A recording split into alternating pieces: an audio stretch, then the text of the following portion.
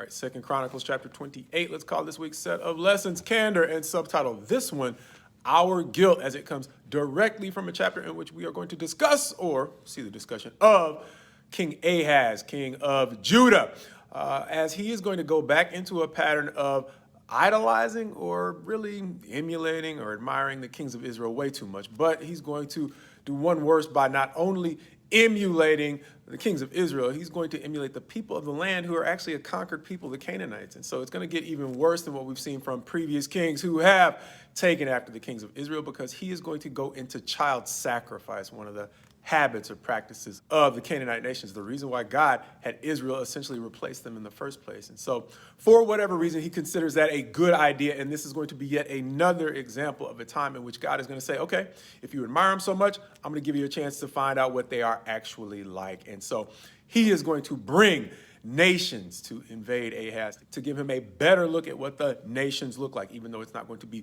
the Canaanite nations. It's going to start with Syria, who is going to invade, and they are soon going to be followed by Israel. And Israel's invasion is going to kill 120,000 of Judah's soldiers, roughly half or just under half of what Ahaz's grandfather, Uzziah, had built the army back up to, understanding that he had built it back up to over 300,000 soldiers. Beyond that, Israel is going to take much spoil from Judah and 200,000 captives that by the time they get them back to Samaria, a prophet is going to intervene and say, you have gone too far, understanding that they are intending to actually enslave their brothers from Judah. And the law has a provision that says you cannot kidnap a person to enslave them without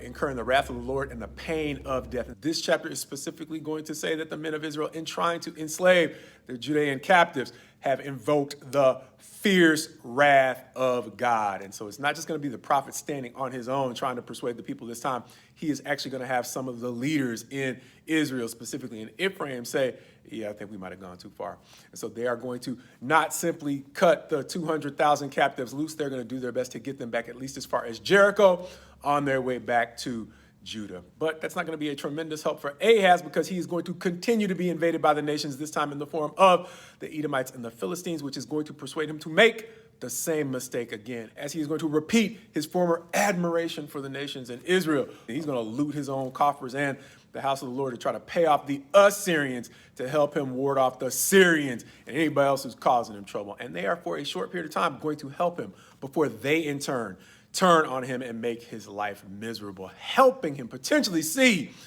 the folly that we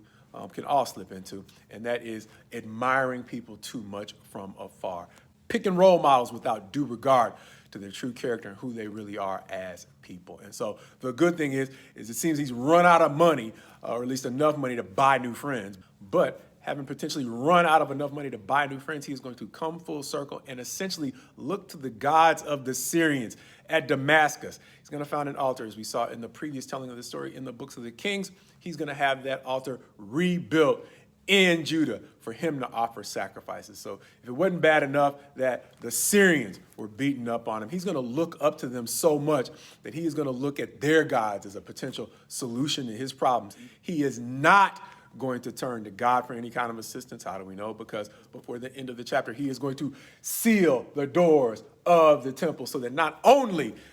he can turn his back on God, but he can make sure that anybody who wants to go to God cannot get there. And that reminded me of a passage in Proverbs 19:3 that says, when a man's folly brings his way to ruin, his heart rages against the Lord. Understanding that as much anger as Ahaz seemed to have built up against the Lord and the work that was going on at the house of God, the one place he does not seem to be willing to look as a possible source of all his troubles is in the mirror at Ahaz, helping us see yet another example of kings who have failed through denial, but providing an interesting contrast to what I noticed in verses 13 and 14 of this chapter when it is explaining the justification for the leaders in Israel, saying, yeah, we probably need to let these captives go. When they say, you shall not bring the captives in here, for you purpose to bring upon us guilt against the Lord in addition to our present sins and guilt. For our guilt is already great, and there is fierce wrath against Israel. Thus the title,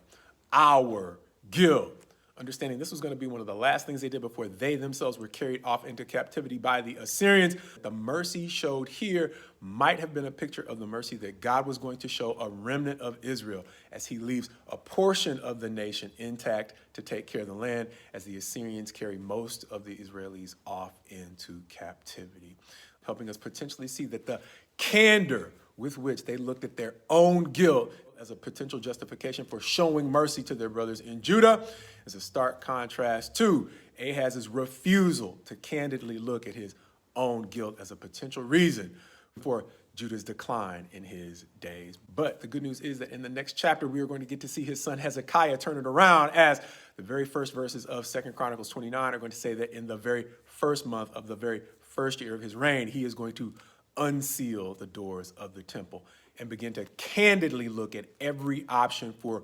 rebuilding Judah, something not possible in the days of Ahaz.